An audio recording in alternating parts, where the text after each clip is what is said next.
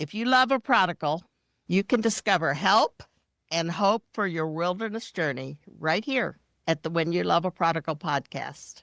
And also help and hope for your own life journey. Don't forget, if you want to remember something that we're talking about, have that pen and paper or your phone there so you can jot down the ideas. Because if you don't, you will not remember. At least I never do. So our guest today is a new friend, though we've been connecting online. Her name is Pamela Henkelman. She is a certified empty nest coach. I bet you haven't heard of that before. It's a wonderful thing. She's committed to helping a lot of women through a really challenging time of transition in their lives. And when you've been used to having 1, 2, 3, 6, whatever number of children, my daughter has 5, one of them, and all of a sudden they're all gone. You go, who am I? Mm-hmm. Who am I? What do I do? Mm-hmm. What's my purpose now? So I'm sure that she will have things that will encourage in that. But in that same vein, an awful lot of us are in that time where kids are making choices that weren't the ones we were hoping for. Mm-hmm. Some of them are just not so interested in their faith or are doing things that are just different than we anticipated. Mm-hmm. Some of them are making some really bad choices, Mm-hmm. scary choices, Mm-hmm. where their life is at risk. And some of them, which seems to have increased a lot lately, their adult kids are turning their backs. They decide they didn't like what they heard when they were growing up, and they've turned their backs. And so, Pamela, I am looking forward to the fact that you're going to help us through those kinds of situations and just give us some really practical helps that maybe we haven't thought of yet. And most of us have been desperate. Even we went through a 15-year journey, Mm-hmm. but that was the end of the bad part. But it hasn't been easy since then either, but he's not doing the things that he was doing. But life has still been hard. And I'm just kind of a little giddy right now because his wife really got excited about the Lord, and they have been to church 4 Sundays in a row. And I'm like, really? Really? And one of them was Easter, and I went with them, and they hadn't gone to that church, and they loved it. And it's just like, yay! Oh, that's a beautiful win. Yes, and it was not, when you have in-laws, you don't push very much, so it doesn't work that way. Mm. So Pamela is the mom of 5 grown children, and she has 4 grandchildren. And she's had firsthand experience with the challenges and joys of navigating the empty nest phase of life. She and her husband of 37 years are living their best empty nest life and loving every minute of it. Here's a sentence that she had on her website that I think is some of the best advice. If you don't hear anything else today, listen to this. Talk less and pray more. Lead with love. And I think those are some of the most important words you'll hear. Just, keep your mouth shut a little more and listen. And don't just look like you're listening, Mm-hmm. but hear Mm-hmm. what they're saying. Mm-hmm. And love. Keep loving, keep loving, keep loving. Yep. So, Pamela, welcome. Thank you. I'm so glad to be here. Well, I'm so glad that you are. So tell us a little more than those facts about your family. Yeah, well, we used to be in 4 different states. Now we're down to 2, and we're pretty thrilled about it. So now we're only... Because we're in 4. Yeah. We're pretty thrilled about it. 3 live in Minnesota, and then 2 live in Iowa, and we live in Iowa. So now it's the farthest drive is 4 hours. The closest is an hour and a half. So it's just a treat. I'm jealous. I know. It's a treat to be able to see them. Matter of fact, I was able to watch my little 7-month granddaughter Ren this morning. How wonderful. Yeah. What a special, special treat.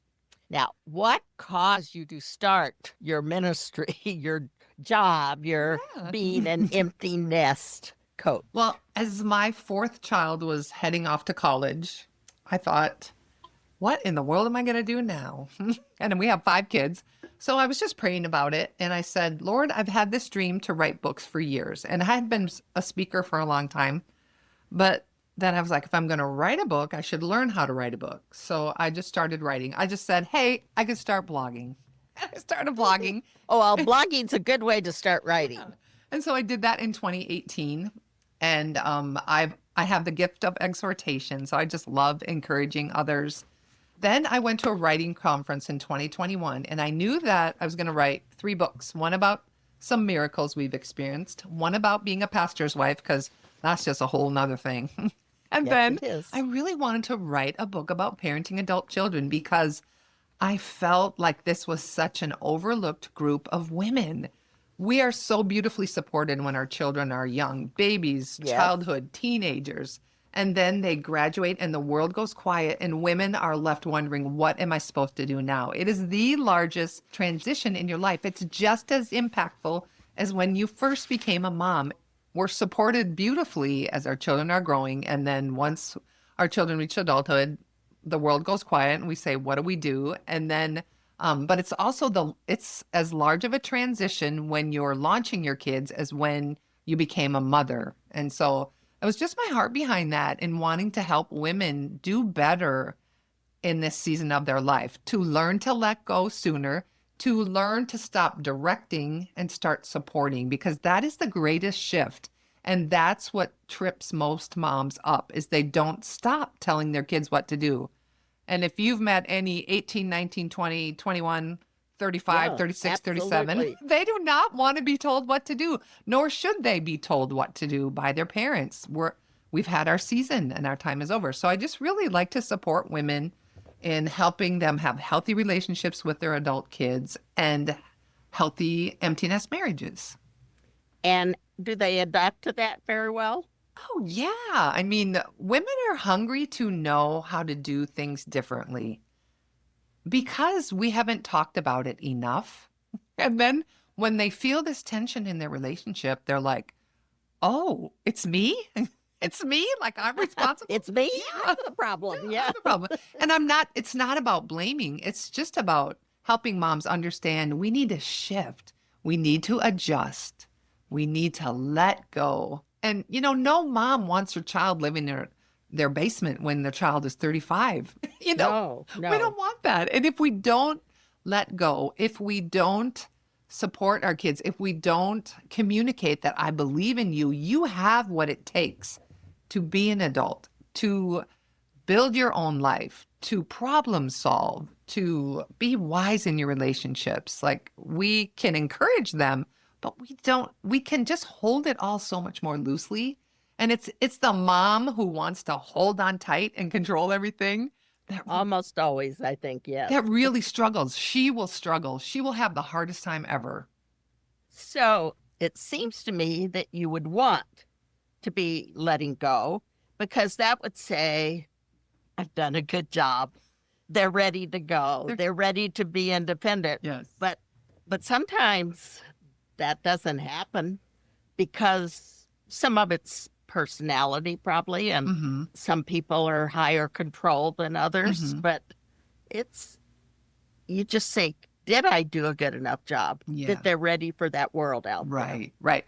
That is one thing I think that moms really struggle with is regret. Oh, if I would have only done this.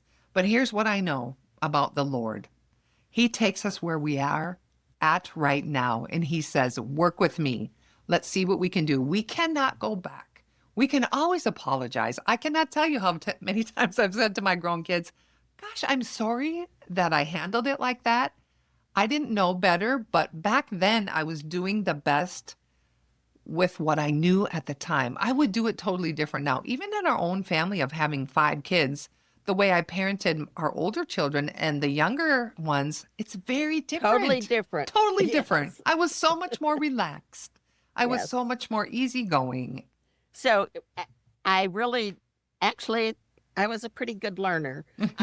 When my first daughter got married, I well, let's just say I was wanting to make sure that my new son-in-law knew what a gem he'd gotten, and to make sure that he had the right attitudes about what she could do and what she was like and stuff. And after a couple of failed conversations, he said, "Why do you bring this up?" Yeah. I said, "Well, because my daughter is a very gifted, talented person, and I just want to make sure that you help her grow into all that she's supposed to be and God has meant for her." And he says, "Oh, okay." Oh, okay. Yeah. There's this So, beautiful passage, where the Bible says that we are to leave our parents and cleave to our spouse. And the mom who doesn't allow that to happen is really hurting her child's relationship with their spouse. yes. Yeah. Oh, Like, absolutely. And let me jump then to some prodigal issues. And there are a variety of different things that come up. But one of the ones I'm encountering the most now is that adult children who either rejected the faith of their parents mhm, or didn't like the way the parents parented them mhm, or don't like the way the parents are interfering with them. mhm. And they don't just kind of avoid them sometimes. That happens. But they actually won't talk to them anymore, and they won't let them see their grandchildren. I know. And I could start naming ones I know personally Mhm, where they're in the middle of it, mhm. and it's heartbreaking. It is heartbreaking. It's And not supposed so, to be like this. yes. It, So what encouragement, yeah, wisdom, yeah. ideas do you have for our listeners who are in that Yeah. situation? Well, I think the first thing we need to remember is that our grown kids are responsible for their relationship with God. We are not responsible for their relationship. You did your part. You raised your kids to know the Lord. You did all the things that the Lord required to you. But once your children reach adulthood, that no longer falls under your jurisdiction. And I think that's where talk less, listen more, and pray more would be so helpful. Here's what I've discovered about my kids. They just want me to listen, like literally listen. So when I say, "Hey, how you doing with God?" and they tell me something that is absolute 100% opposite of the way I raised them, I don't freak out. I've learned that this isn't about me. This isn't about what I did. This is about them and how they are wrestling and they're trying on ideas. And we may think, why in the world would I try that idea on? But like we don't get to decide that. And they're thinking through things and processing things. And so when they tell me what they think, I always say, thanks for sharing your heart with me. Because I want my child to know that I will always listen to them. Listening does not equate agreeing. And I think this is where moms really struggle because they're like, well, I can't listen to it because if I listen to it, then they'll think I agree. And no, that is not the case. And then you also don't need to argue. I think Oh, absolutely. Yes. more relationships are destroyed by moms who won't keep their mouth shut and just listen and say thank you. And then I will keep loving you no matter what you believe, no matter what you think about God, even when your life goes horribly wrong. And we know that there are some situations where prodigals, Oh, yes. addiction and just poor financial choices and all kinds of messes. We know that. But I look at the story of the prodigal son and I always focus on the father. Yes. I just I think agree. about him and I imagine each day he looked down the lane and he thought, well, I wonder if today's the day. I wonder if today's the day. Like he had this such expectancy in his heart. And I think the enemy wants to convince moms that our kids are too far gone, but they are not too far gone because God is always working. He's always doing so much more than we can think. And that is hard for us to imagine because we think it looks like it's going horribly wrong and you're devastated. And yet we think about all the people in the Bible who God suddenly, and that word suddenly gives me such hope. I'm telling you, I stand on it and I say, I can't wait. I can't wait till my kids suddenly return. But in the meantime, I have great relationships with my kids who don't walk with God. I have great relationships. That's so important. Yeah, that's all I want. I just want them to know that I love them. And how do you convince them that you love them? We spend time together. We talk. We don't avoid topics.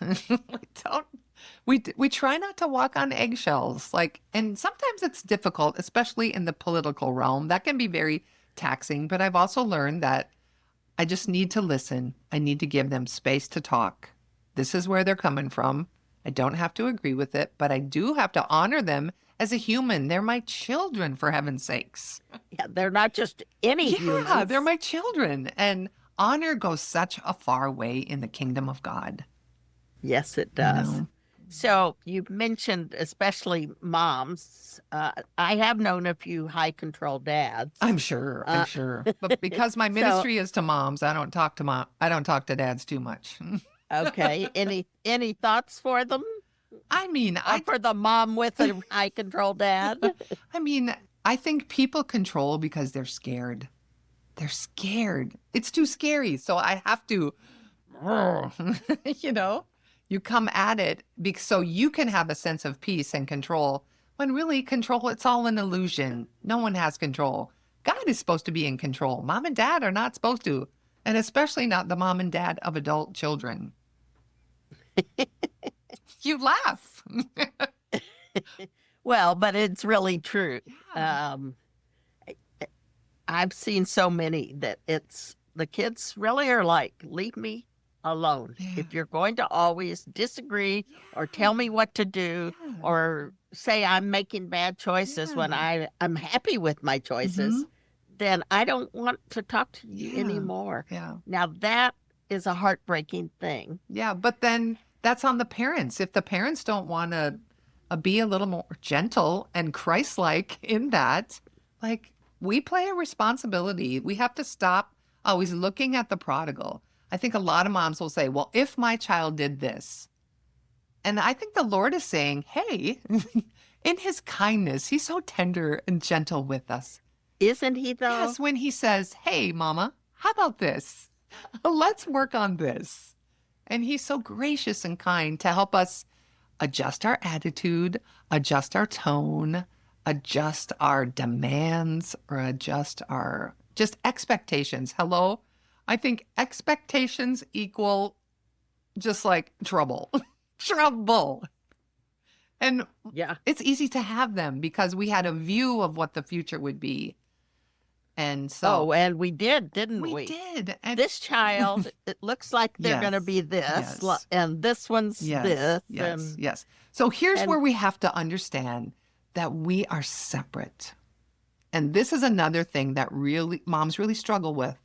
Because our identity is so tied to our motherhood, we are so attached to our children that sometimes we can't separate and realize that I'm my own person and my adult child is their own person making their own choices. We are not meant to be that, sometimes it's codependent.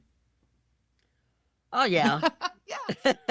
Codependent. Yep. Yes, that's when our son was at a home for troubled kids. They talked a lot about codependence, and that's a challenge. So we have to remember that our happiness does not come from the way our children behave. Our happiness comes from our relationship with God, our identity in Christ as fully loved, cherished, chosen, forgiven, valuable. It has nothing to do with the outcomes of life circumstances or our children's lives. So if you were talking to a mom whose child was in addiction, and that drives them to crime usually, and that drives them often to jail, prison, or a place where they're supposed to be getting help, and sometimes they do and sometimes they don't. What do you say to her in that hard time? Right. Well, my husband and I actually, we did pastoral ministry for 24 years, and now we work for a ministry called Adult and Teen Challenge. And so we work with addicts every day. My husband mentors the men, and then I do family ministry. So I support the wives. So it's not necessarily moms, but again, I would always say it's about working on yourself. It's about paying attention to yourself and saying, God, what is it in me that you want to change? What is it in me that you want to soften? What is it in me that you want to heal? Honestly, that's all we have control of. We want to have control of everything and our children, but we don't. But we get to partner with God in being whole. We get to partner with God in seeing his grand hand in all of it. He is writing our kids' stories, and I am so glad that he's not finished. He's not finished. One of the things that I've noticed a lot is how hard it is for a parent to grab hold of, this isn't about your child, it's about you. Mm-hmm. God, yes, he's working. He's Mm-hmm. working on your child, all of your children. Yeah. But he's also working on you. Yeah. And this situation is perhaps a very wonderful gift to you Yes. to enable God to do what he wants. Yes. Yes. Yeah, I think a level of self-awareness is required. And I think the mom who struggles most is the one who doesn't quite understand this component of it and what God wants to do in her. Like, it's beautiful. He brings such healing layer upon layer upon layer. And when we're whole and we're walking in the reality of who Christ says we are, that's when we're able to love. But if we're stuck in this desire to control and impact outcomes and all these things, we just become more miserable. I think the greatest example, what is the definition of codependency, is doing something and then hoping the other person will change. Like, you're doing all the work and the addict is still like just living their life, not impacted one way. You're right. Yeah. So what do you say to a family grew up in a church that's fairly rigid? And you've grown in being able to have open hands with your child, but the church hasn't. Yeah. And you get the kickback from it. Yeah. Well, here's the deal. I remember one Saturday we were just having a women's breakfast, and the Lord said, I usually prepare something, and the Lord's like, today I want you to tell them about your prodigals. And so it was a group of maybe 20 women. It was a small group. Just Saturday morning, we're eating donuts and wearing our sweats. And I just said, hey, I want you to let you know where I'm at with some of my kids. And one after one, after one, after one, they said, me too. And they said, we've never been able to talk about it. And that happens a lot. Yeah, and it just broke my heart. And I'm like, church, these moms carry so much shame. Like, they had one assignment for their child to love God, and they feel like a failure, and they're not. But we have to make it safe. We have to make it safe for women to say, yeah, I love a prodigal too. And it's hard, but God is working. And we have to create space where people feel safe. You know, I remember talking to a ministry leader at one time, and I thought, you know, with her perfect little family and all the kids serve Jesus. And I was like, you got nothing for me. You can't relate to me. You can't relate to me. And I was like, I'm never going to be that kind of ministry leader. I'm going to be honest, and I'm going to share my struggles in hopes that someone else will have the courage to also do that. So I think in the church, let's just start having these conversations where it's okay to say, yeah, we actually really don't have it all together either. And we have some prodigals, and God still loves us. And we served God with all of our heart, and yet our kids still chose differently. So it's just about grace. Could we just be gracious? It is about grace. Yeah. In fact, I have 4 words that are the words that have changed my life on our long journey. And I even had the excuse, well, he wasn't ours, really. We adopted him. And he was already a mess when we got him. But anyway, my 4 words, see if I can remember them. Love. Keep loving them, no matter what. No matter how bad what they do is, I have to love them. Mercy. I just thank God for his mercy all the time. For me, for my family, for anybody I know. It's his mercy. Grace. As we go forward, just keep extending grace. And then there's a different one, and that is to bless them. To look for ways that will speak blessing to them. Yeah. And it can be little things. One time, my son he left with great anger. Yeah. Because I called him on something that he had done. And so he took off. So I went up to his room, gathered all his dirty clothes, because that was one of his jobs, was to do his own laundry. And I took them and I put each piece one by one in the washing machine. I bless you, Josh. I bless you, Josh.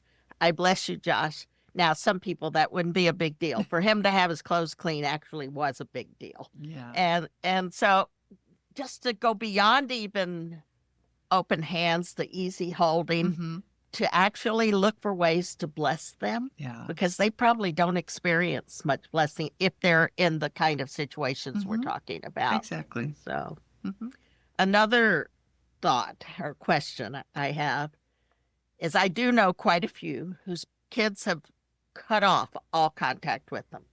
And so they can't call them, they can't rescue them, they can't rescue them, but they can't even write to them. They won't, if they send gifts to the children, they'll come back. Yeah.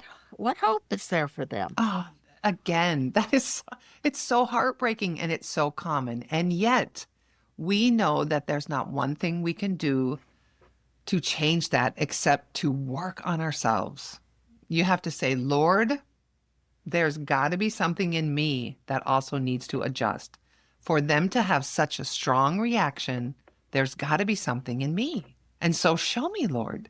And then just gently and kindly allow the Lord to show you, to reveal it. Say less because you know you can't, but you can pray like crazy.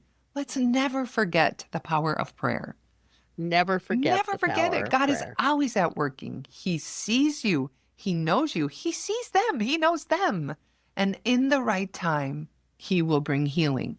But often it starts with us first because we are the leader in the relationship. Because you were the mom, back when they were kids, you did have this hierarchy where you were higher. And so as our children become adults, that hierarchy flattens. And yet you will always be the parent in their eye. And so you take the high road. You do the thing.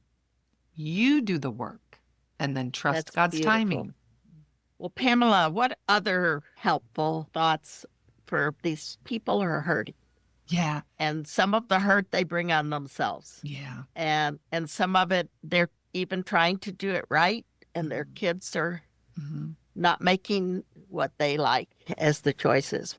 I want to leave you with this thought about listening for understanding. We can listen. And here's what's happened as we're listening. We're thinking, what am I going to say next? What am I going to say next? What am I going to say next? And, we do it with our spouses. We can do it with anyone. But then you're not actually listening. So start doing this technique called mirroring, where you just simply respond back with what your child says. So if your child says something, then you just repeat it back. You say, so what I hear you saying is, and then you repeat it back. And then you ask them, is that correct? And they'll say, yeah, Mom, that's correct. And if it's not correct, they'll be like, no, Mom, you didn't hear me at all. And then, so it's just about learning healthy ways of communication. And you're listening to understand your child's heart. You're not listening to correct. You're not listening to have a wonderful rebuttal. This is not the debate team. You're listening to understand your adult child. I think that's what our kids want. Our grown children want us, they want us to empathize. They want us to join them in their pain and say, I see that that's really hard for you. I'm sorry that it's so hard for you right now. And then listen to understand. Use this phrase. So what I hear you saying is, it's a great technique. Okay, so did y'all write that down? What I hear you saying is, Yes, that's it. That's a really good thing. Oh, Pamela, this was really wonderful. Such practical, real, revolutionary ideas. And if we can get to the point where we ourselves can open our hands, open our minds, and not have to control things, but let them, they're grown now. Now, if we're talking about teenagers, that's a little bit different, but you can learn a lot about the same things because they're trying to figure out who they are. Thank you. Thank you very much. I think our listeners will love that. And we're going to put in the show notes a couple of places they can go that you're going to give me Yes. just to get more information. And we would love to do that. Yes, I too have a podcast. I have the Midlife Momma Podcast, and episodes come out every Thursday where we're just talking about all things midlife moms and empty nesting. That's great. Yeah. I'm glad. And I didn't know until I was reading up about you more that you actually had a podcast as well. Yeah. But I could tell by the things you were saying that you had the right message for these parents that are struggling. Grandparents as well, they can often be better at listening because they've not been in control. And so they can play a role. And you've heard some really good things from Pamela. So thank you, ma'am. Thank you. I'm just so grateful. God bless you.